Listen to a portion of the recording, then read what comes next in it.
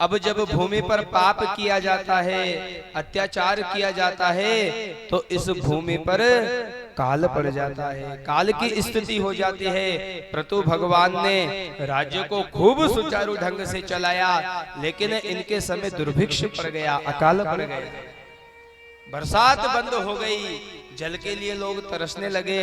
अरे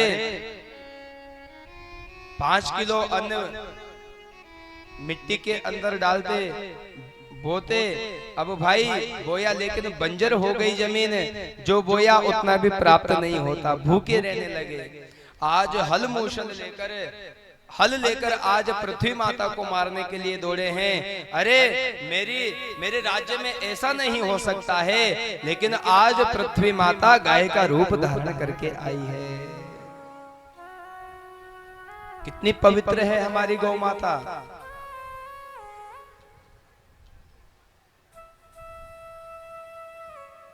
भैया आज कलयुग में स्थिति परिस्थिति इतनी भयंकर बढ़ गई है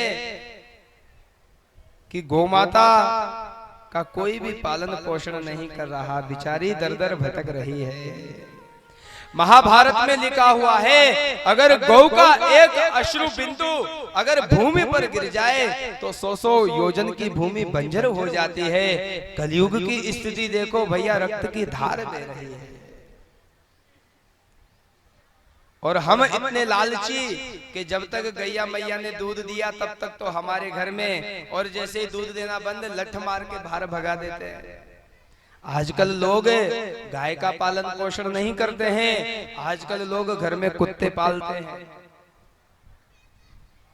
यहाँ मैं कुत्ते की निंदा नहीं कर रहा हूँ, हकीकत में बात भी यह सत्य है, जो लोग कुत्ते पालते हैं उन्हें अगली योनि कुत्ते की मिलती है। प्रेम से कहो राधे राधे। जिसकी जगह जहां तक सीमित है वो वहीं पर अच्छा लगता है। कुत्ते को रोटी दो भाई, शास्त्रों ने नियम बताए हैं, उसके लिए रोटी दो, लेकिन कहां तक दो? केवल घर के द्वार तक। लेकिन आज कुत्ते को तो बेड सीट बढ़िया चकाचक, अरे भैया वो गद्दे मिल रहे जो इंसानों को नहीं मिल रहे हैं, कुत्तों को। और गाय माता बेचारी एक रोटी के लिए तरस रही है। अरे ऐसे ऐसे गांव देखे हमने, तो अपने यहीं की बात बताऊं, कई जगह पर गाय को जला दिया, कई जगह पर ट्रैक्टर से बांधकर घसीटा, मैं नाम नहीं बताऊंगा, आप सबको पता होगा। कई जगह पर अरे गैया चली गई खेत में तो लठ मार मार के उसको मार दिया, किसी का पैर तोड़ दिया, किसी की आंख फोड़ दी। कोई बात नहीं भैया, वो समझदार थोड़ी है, अगर चली गई। मैं तो यहाँ कहता हूँ, अगर गैया मैया ने अगर आपके खेत में अगर थोड़ा बहुत कुछ अन्न खा भी लिया, तो मैं ये कहूंगा आपको उसकी कीमत बढ़कर ही मिलेगी, घटकर नहीं मिलेगी। अरे चलता फिरता विग्रह श्री ठाकुर जी का स्वरूप है। अगर जिसने गौ माता का पूजन कर लिया, उसने 33 करोड़ देवी देवताओं का पूजन कर लिया। भैया किसी के बच्चे को नजर लग जाए तो किसी तांत्रिक के पास जाने की आवश्यकता नहीं है, किसी से झाड़ू फूंकी करवाने की आवश्यकता नहीं है। गौशाला में जाओ, गाय की पूंछ से 3 बार 1 बार झाड़ा लगा दो, कभी जीवन में आपके बच्चे को नजर नहीं लग सकती है, ये पक्की बात है। लेकिन गाय का पालन पोषण कोई नहीं कर रहा है। गाय के दुग्ध से भगवान का अभिषेक किया जाता है, गाय के दही से भगवान शंकर का स्नान करवाया जाता है, गाय के घी से भैया भूत भावन भोलेनाथ का, भगवान शंकर का, हनुमान जी महाराज को अखंड ज्योत जलती है, तो भैया वो गाय के घी से ही जलाई जाती है, भैंस के घी से नहीं जलाई जाती है। यहाँ मैं निंदा किसी की नहीं कर रहा हूँ, लेकिन जो आज संकट गौ माता के ऊपर आया है, अगर लिखा हुआ है हमारा भारत कब नष्ट होगा, हमारा भारत उसी दिन नष्ट हो जाएगा जिस दिन गौ माता के ऊपर संकट आएगा। और ऐसा संकट भैया मरने के बाद ऐसे घसीट कर उसको कहीं पर भी पटक देते हैं गौ माता को, बेचारी को, जगह जगह पर, और कुत्ते उसको नोच नोच कर खा रहे हैं। गौ माता गावो विश्वस्य मातरः है, इस विश्व की माता गौ माता है।